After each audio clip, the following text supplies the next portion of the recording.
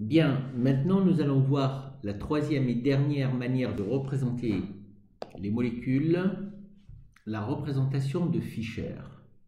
Alors, qu'est-ce que c'est que la projection de Fischer? C'est une projection qui consiste à une représentation plane d'une molécule organique 3D. Vous savez que les molécules organiques, essentiellement les carbones hybridés sp3, ont une géométrie tétraédrique, donc dans les trois dimensions. Et donc, la représentation de Fischer va tout simplement nous permettre, plutôt que de représenter la molécule en trois dimensions, de la représenter tout simplement sur un plan.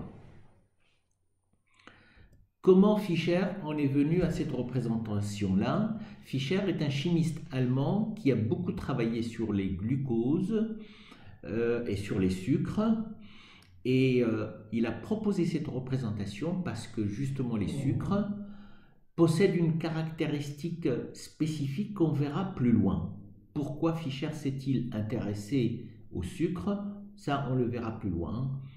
Dans quel type de molécules il serait intéressant de les représenter selon Fischer. Alors, quand il s'agit d'une molécule organique dans laquelle on veut représenter tout simplement un seul carbone selon la représentation de Fischer, je vais représenter cette molécule selon Cram. Donc, vous voyez une molécule organique à trois dimensions.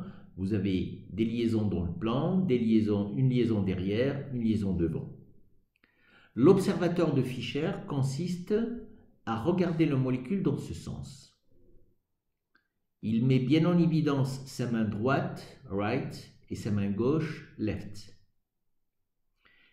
Qu'est-ce que l'observateur de Fischer va pouvoir regarder et projeter selon un plan comme celui-ci?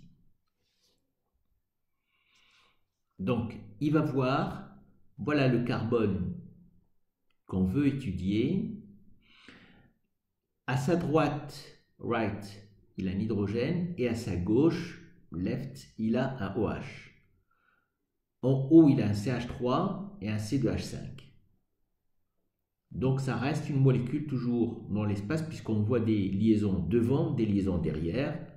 Eh bien, Fischer, il a pris cette molécule, il l'a plaquée contre ce plan sur lequel il veut faire sa projection, et ça devient tout simplement une molécule.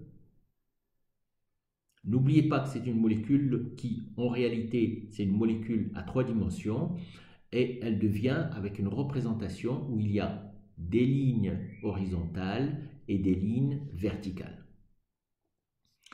Contrairement à la représentation de Cram et de Newman, dans lesquelles on représente la molécule comme on veut et selon ce qu'on veut étudier. Là, quand on représente une molécule, un carbone ou plusieurs carbones selon la projection de Fischer, il y a des règles qu'il faut absolument respecter. Quelles sont ces règles? Donc j'ai mis que les liaisons sont représentées par des lignes et il faut respecter scrupuleusement, c'est-à-dire de manière rigoureuse, ces règles. Qu'est-ce que c'est?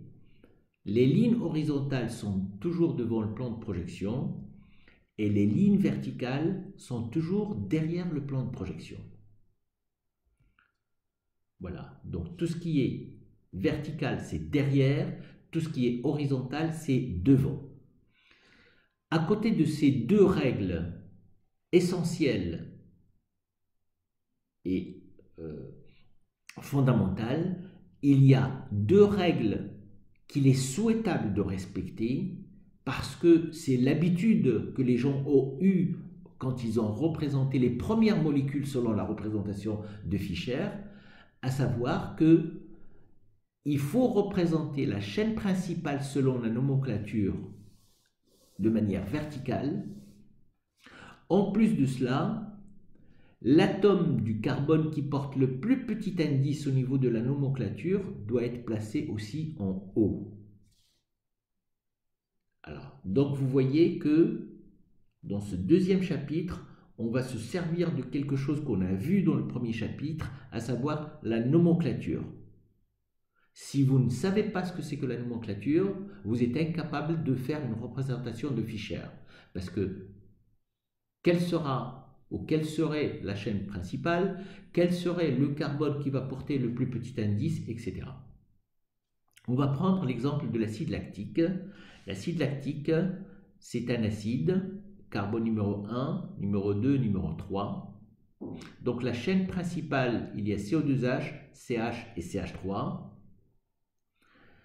Et donc, si je veux dessiner cette molécule et je veux voir quelle est la représentation ou bien la projection de Fischer de ce carbone-là qui porte le OH et l'hydrogène, je dois avoir la chaîne principale dans le plan de cette feuille.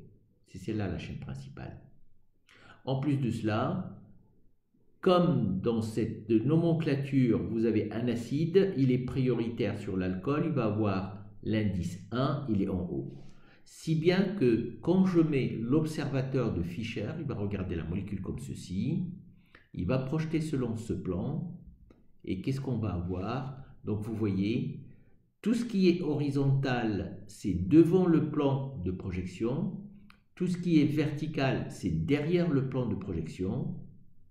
Troisième chose, la chaîne principale CO2H, CH3, qui est la chaîne principale, elle est verticale, et l'indice de nomenclature le plus bas, c'est-à-dire 1, il est en haut. Donc voilà, tout est respecté, donc celle-ci, et c'est bien la projection de Fischer de cette molécule de l'acide lactique.